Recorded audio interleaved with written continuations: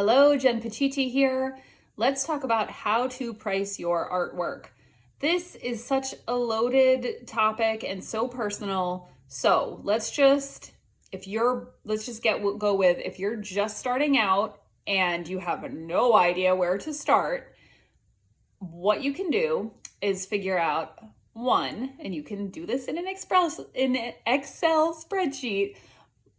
Write down exactly how much your materials cost you. So I'm a painter, so I would put down how much my canvas cost me, just the one canvas for the one painting, how much my acrylic mediums that I use for my thick paintings, and then if I had paint, and then of course you can also put in a little bit for like, I'm always buying new palette knives or other tools that I use in my paintings, so you can take a small percentage of that.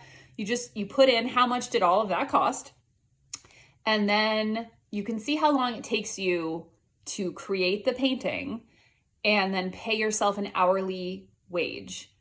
You can pay yourself whatever hourly wage you want. I know there's a push for minimum wage here in the United States to be $15 an hour, so you should probably be paying yourself at least that much. If you're super, super experienced and it only takes you 3 minutes or 5 minutes or whatever to make something, you don't only want to be paying yourself $1 for that time. You would be paying yourself based on like, oh wow, I have been doing this for 20 years. And then you're probably not trying to sell your first piece, but let's just say that you are.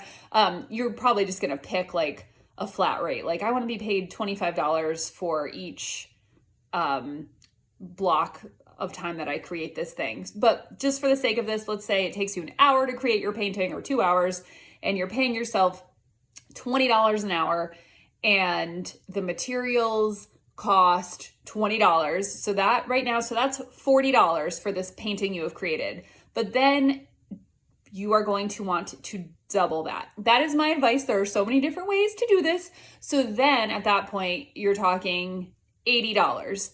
Now, another thing you may want to consider is shipping. People are used to free shipping now. I, in my business, just figure out the shipping cost and put it right in with the price of my paintings, because then people can see up front how much is this going to be. I only ship free in the United States because I know what the prices will be. So, and then I would add that in. So if I was making a 9x12 painting and I figured it's going to take me this hour and be this much in materials, so now I'm at $80 and I know it's going to cost me. And how do you figure all of that? Again, that's a whole other post. Time, energy, you figure it out. But I would be guesstimating for me, like this 9x12 painting would probably cost like $18 to ship, somewhere along there. So then the price of the painting would be $108. That's like a nice dinner for two, very affordable, not totally out there. How do you work up to selling paintings that are thousands of dollars? I don't know. I've never sold a painting for that. That is something that comes with time, that comes with, I'm going to say like prestige, even if it's like internet prestige. And you're going to have a much, much tinier audience who can afford to buy thousands and thousands of dollar paintings. I'm assuming if you're wondering how to price your artwork, you're starting out, it's early.